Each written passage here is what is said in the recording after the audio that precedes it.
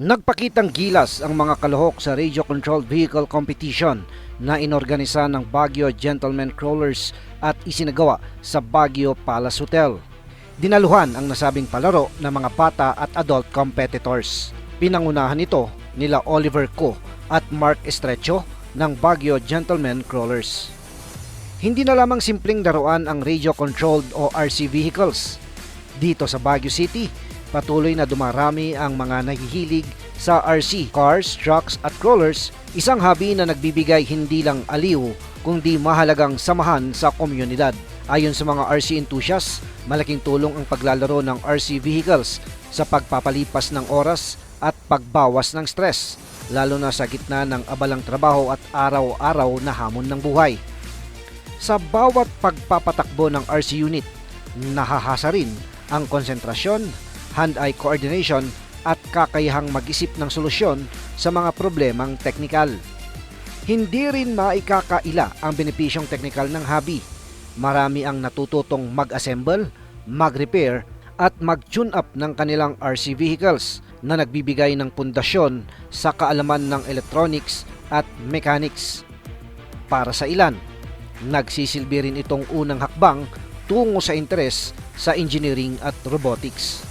Ito po pala yung fun competition event namin dito sa Baguio Palace Hotel. As you can see, lahat ng RC enthusiasts, hobbies, nandito lahat sila ngayon na happy with their family. And then we have this 3 categories right now. We have 112, 118, 124 scale, running with the gated version at sa gated category saka fast time attack. Time attack. Yun. Oo.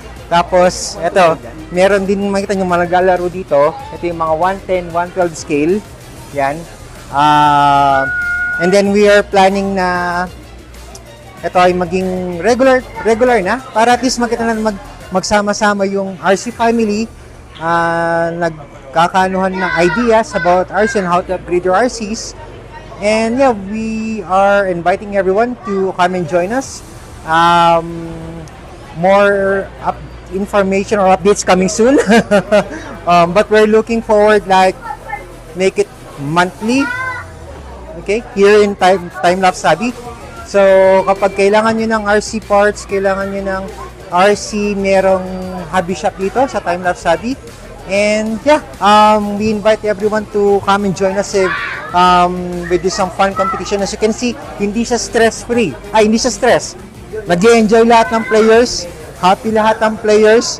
Walang seryoso. Yun ang gusto namin Happy lahat. Sir, nag-grow na yung community nyo kasi recently doon sa Janhay, meron dito Opo. and may other places. Gaano to sir, nakakatulong with the digital technology? Yes. Ngayon, syempre, Opo. kailangan natin ng mga outdoor activities na hindi lang tayo sa computers. Ganyan. Yes sir, tama po yan. Kasi, lalo na ngayon kasi kadalasan mga teenagers, mga bata, gusto nila computer lang, di ba? Computer, kaya anything indoor games ang nilalaro nila. So, with RCs, sila na lumabas ng bahay, magkalikot, gumana yung idea nila on how to upgrade their RCs, how to make it look scale, and then how to make it perform better, especially on this kind of tracks. So, ni-invite namin yung mga bata dyan, mga teenager, or even the adults like us, try this hobby na para makita nyo na maganda Kumbaga, kapag nag-repair ka ng RC, lalo na kapag yung naumpisahan mo na siya, minimum mo dyan 6 to 8 hours pag nag-enjoy ka na mag-repair ng RC. Hindi mo namamalayan yung oras. Kaya yun, makakalimutan mo na rin yung pagko-computer or kaya kung ano mang bisyo meron ka, kalimutan mo na ibang bisyo na yan, go with RC. Mas healthy yan. Tapos, yun pa, the best, kunwari kung meron kayong mga big scale RCs like 110 scale, pwede mo siyang dalhin sa trail, sa park, just like walking with your dog, di ba? You can walk with your RCs as well, with your dog. So yun, mas masaya. Bukod sa personal na pag-unlad, nagsisilbing tulay ang RC hobby sa pagkakaroon ng bagong kaibigan at matibay na samahan. Sa pamamagitan ng RC clubs, nabubuo ang isang komunidad na may iisang interes at pagpapahalaga sa disiplina ng responsableng paglalaro. Hinihikayat din ng RC activities ang outdoor recreation kung saan mas nag-i-enjoy ang mga kalahok ang kalikasan habang isinasagawa ang kanilang hobby. Sa ganitong paraan, nababawasan ang oras sa gadgets at mas napapalakas ang aktibong pamumuhay. Ito yung tinatawag na RC hobby. Remote control car siya, pero this type of truck, parang nakakonsentrate kami sa mini or micro crawlers. Ito, promote namin yung mga maliliit na 4x4 na pwedeng laruin ng boat. Parang wholesome kasi ito for both old and young.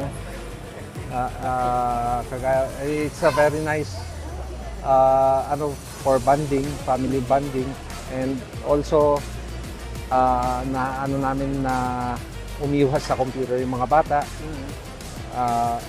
It's kumbaga parang napakagandang to sa bata. So nagiging more creative sila and natututo rin sila sa driving. So ito rin promote namin to para sa pangbuong pamilya. And Gaano nakalaki sir yung grupo ng RC dito sa Baguio? medyo still growing pero alam ko malaki-laki na Calling sin po next marami player, pa pong 188. ibang Si race, Mr. ibang Johnny Villanueva. crawling course Johnny na Villanueva. nandito sa Baguio. Where Meron are sa you, Janay at Johnny meron din sa Villanueva? Quezon Hill. Sa crawling. And Ay, then sige, baka sa touring car, meron naman po tayong Oo, iba na lang. monthly Silver club na. race na mga race car naman yon. So we are promoting this one kasi ito yung mga kinagigiliwan namin back in 80s pa yata. Yes sir. Ngayon, na-revive na naman and hopefully dire-diretso na. Kung gusto mag-start sir, ano yung payo mo? Ang payo ko, mag-start mo kasi marami namang entry-level na RC na pwede nilang pagsimulan at matutunan nila muna bago sila sumabak sa mas more complicated na mga RC. Para sa ilan, ang RC vehicles ay nagiging higit pa sa libangan. Ito ay nagiging sport, negosyo at posibleng kabuhayan. Sa patuloy na paglago ng RC community, malinaw na ang hobby na ito ay may mahalagang ambag sa personal na kakayahan, social interaction at positibong pamumuhay. Para sa Bombo Fun, Fitness and Sports, Bombo Jordan Tablac, and this is Bombo Radio Philippines, the #1 and most trusted source of news and information, basta radyo, Bombo. Good morning, Philippines!